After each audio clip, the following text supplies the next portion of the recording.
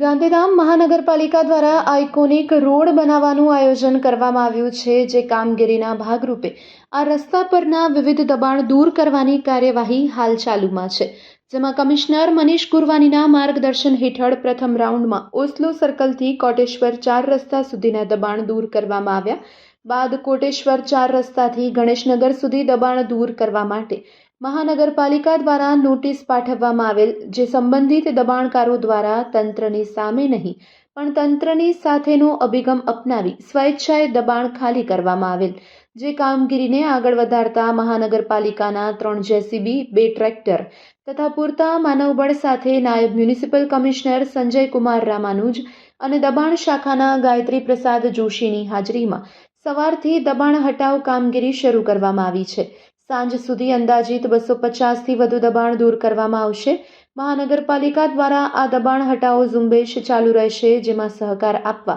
લોકોને અપીલ કરવામાં આવી છે. Report by Bharati Makhijani, Gandhidham.